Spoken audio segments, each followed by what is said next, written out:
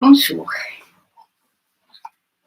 Donc, je poursuis l'étude des textes de Harada Roshi, mais là, je fais un petit peu un pas de côté cette semaine. Non pas, on ne va pas reprendre le livre L'essence du zen, mais je propose un autre texte. C'est un texte qu'il a donné en enseignement quand il était en France, parce qu'il a passé quelque temps en France.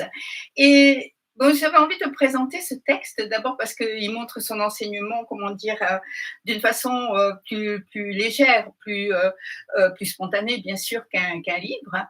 Et puis parce que je trouve qu'il a fait une chose très intéressante. En fait, il a pris deux parties différentes et il a montré quelque chose en les réunissant. La première partie, c'est un haïku très connu au Japon de Basho qui parle des Nazuna. Nazuna, j'ai gardé le terme japonais pour me faire plaisir, sont des petites fleurs. On va voir dans le texte ce que c'est. Et ensuite, il parle d'une cérémonie de funérailles à laquelle il a assisté et où les paroles de la personne qui conduisait la cérémonie l'ont beaucoup touché.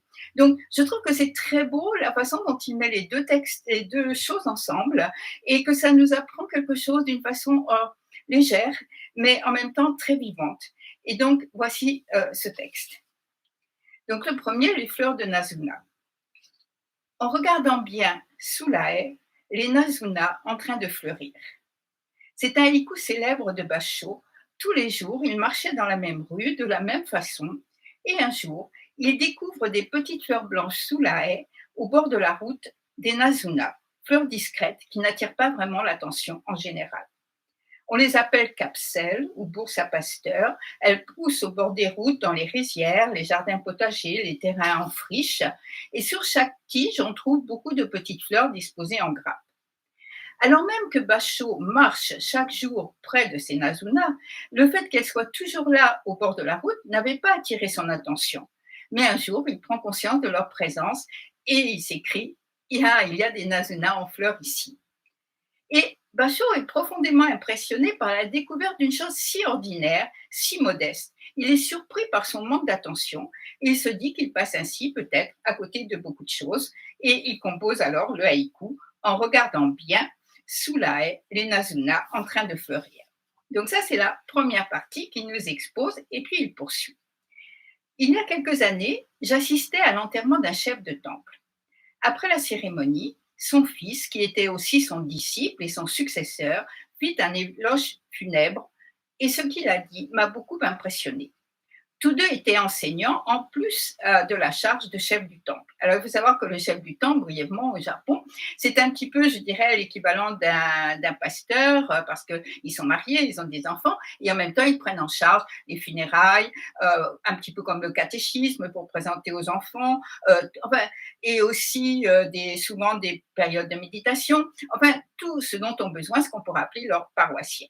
Donc, tous deux étaient enseignants en plus de la charge de chef du temple. Le père avait pris sa retraite depuis une vingtaine d'années pour se concentrer sur le travail du temple. C'était quelqu'un de gentil, mais de plutôt têtu. Sa pratique quotidienne consistait à désherber un grand jardin de mousse aménagé sur le site du temple. Son fils et lui ne communiquaient pas de façon intime très souvent. Mais un jour, le fils demanda: Père, on dit qu'après notre mort, nous allons soit au royaume de l'enfer, soit dans la terre pure. Où irez-vous? Sans hésiter, le vieux prêtre répondit: Je crois que beaucoup de personnes m'attendent au royaume de l'enfer, alors c'est là que j'irai. Sur le moment, le fils ne comprit pas cette réponse, mais ne posa pas d'autres questions. Et pourtant, lors de l'éloge funèbre, il dit: La façon de vivre de mon père et la réponse qu'il m'a donnée sont extraordinaires. C'est à travers cette réponse que j'ai compris pour la première fois quel grand homme c'était. Et à la fin de son discours, il pleurait. Ceci pour Suarada Roshi est un waka de Maître Dogen, c'est-à-dire un poème court. Même si je suis stupide et ne deviendrai jamais un Bouddha, j'espère qu'en tant que moine, je peux aider tous les êtres à atteindre l'autre rive. Ce waka exprime clairement l'attitude de ce chef de temple envers la vie. Maître Dogen nous apprend que préparer les repas, recevoir les repas, nettoyer les toilettes, dormir la nuit, se laver la figure, prendre un bain, et ainsi de suite, tout cela est la pratique de la voie du Bouddha. Chacune de ces actions est une pratique basée sur la réalisation.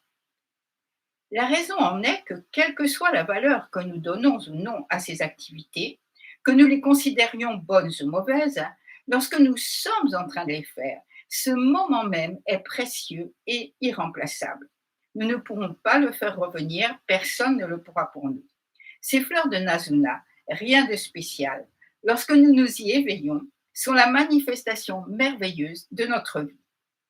Je crois que lorsque nous pratiquons Zazen dans un temple ou dans un dojo, lorsque nous étudions les enseignements du Bouddha et des ancêtres, que nous faisons gassho et les prosternations, nous confirmons encore et encore combien chaque vie est précieuse. Voilà, ça c'était l'enseignement donné par Arada Roshi. Ensuite, j'aimerais donner quelques commentaires. Alors déjà, Nazuna, j'ai voulu en apprendre plus parce que, bon, même en français, le nom ne me disait rien, je reconnais. Donc, j'ai demandé à une amie qui s'y connaît mieux que moi et elle m'a envoyé ceci. C'est une plante très importante car elle est la première avec le plantain à coloniser les terrains nus, ce qui limite l'érosion par la pluie et le vent et permet aux autres plantes de s'installer ensuite. Et j'ai trouvé que c'était une fonction merveilleuse. Donc, ce haïku de Basho autour de cette petite plante a priori insignifiante, classée en général dans la catégorie des mauvaises herbes, eh bien ce haïku me touche beaucoup. Parce que Arada Roshi, de là, nous dit, dans notre vie, dans ce monde, rien n'est insignifiant, ni la plus petite plante, ni la moindre vie, ni le moindre instant de notre vie.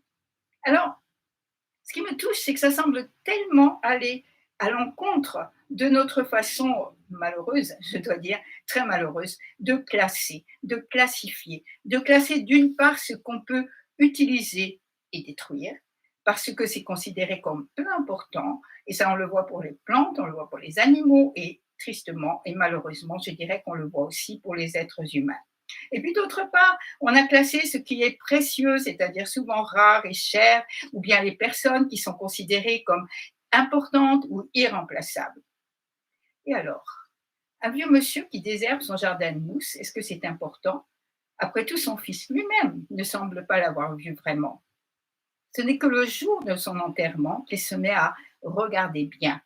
Il se souvient de sa réponse. Il se souvient qu'il était prêt à aller en enfer plutôt qu'au paradis de l'Ouest, parce que beaucoup de ses paroissiens l'attendaient probablement au royaume de l'enfer. C'est pas une idée c'est une idée des êtres humains. Il se disait que lui aussi faisait partie de ces êtres humains et donc qu'ils allaient aller au royaume de l'enfer. Mais lui allait aller avec eux.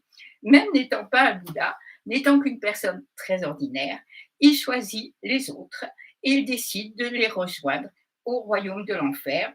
Et ainsi, même au-delà de sa mort, il accomplit ses vœux de bodhisattva, de sauver tous les êtres. Alors, la question, en fait, de ces deux textes mis face à face, n'est-ce pas? Est-ce que les petites fleurs blanches sous la haie et ce vieux chef de temple qui passe ses journées à désherber, est-ce que nous les voyons? Comment est notre regard? Comment est notre regard sur ce qui nous entoure, sur la nature et surtout sur les autres? Est-ce que nous voyons vraiment, ou bien comme Basho avec les Nazuna, ou comme le fils avec son père, est-ce que nous nous étonnons un jour de découvrir que finalement, nous ne voyons pas grand-chose, ni du monde, ni des êtres? Le regard juste. Le regard juste, c'est le premier pas dans l'octuple sentier. Je pense que c'est ce qui nous manque aujourd'hui, car notre regard glisse en quelque sorte. Notre regard, déjà quand c'est un regard vrai et pas sur un écran, mais notre regard glisse sur le monde et sur les autres. Et ça permet tous les aveuglements et toutes les injustices.